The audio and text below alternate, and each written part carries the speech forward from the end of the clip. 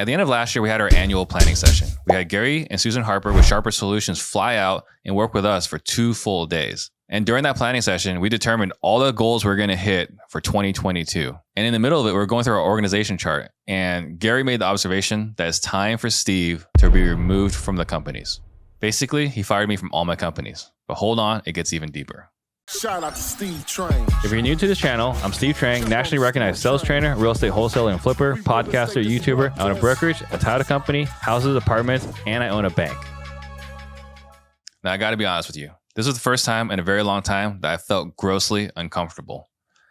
Asking me to be removed from all my companies that I'm still somewhat hands-on with was a very uncomfortable idea for myself. And it's at this point that Gary looked me in the eye and basically said, Steve, you've built great companies, you've got the right people, you train them up, and they have all the right tools.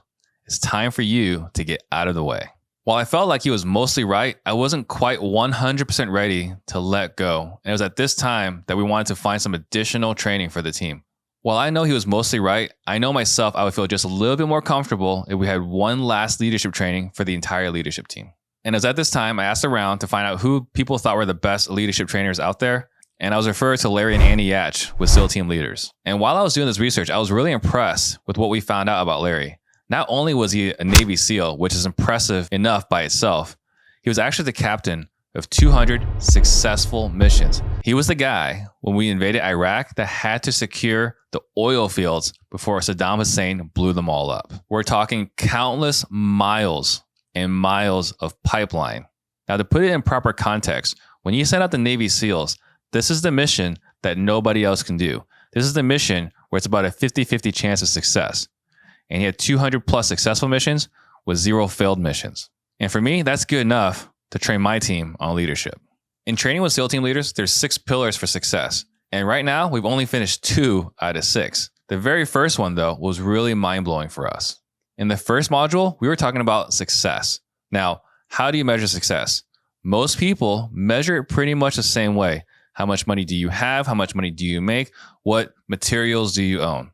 I'm not saying that is right. I'm just saying that's what it is. And I'm not that different. And in the very first module, he asked us all to define success. We all gave different varying answers. And his definition of success was living a daily optimized experience, meaning you're living with purpose, alignment, fulfillment, sustainably every day over a long period of time. Now, that might sound overly simplified. That might sound too zen. But what's the alternative? The way we define success today is designed so that we'll never feel fulfilled.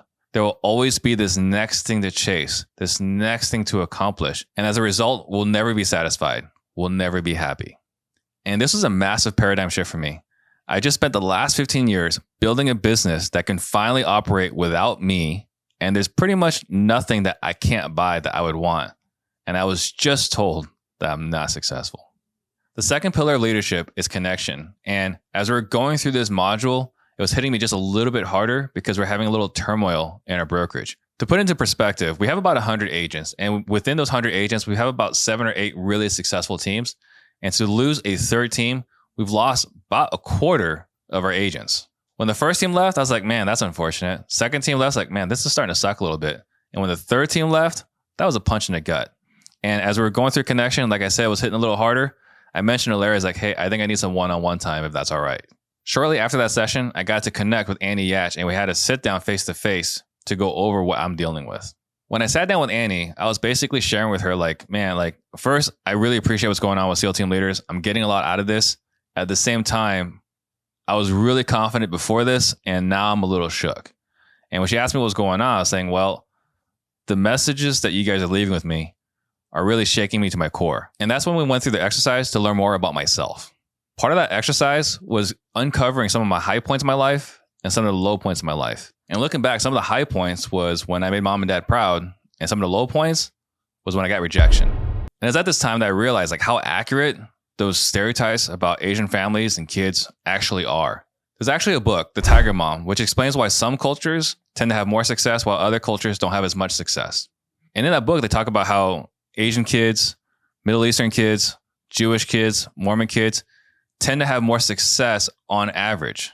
Now, that might sound preposterous, but there are certain things that these cultures do to screw up their kids in their own ways.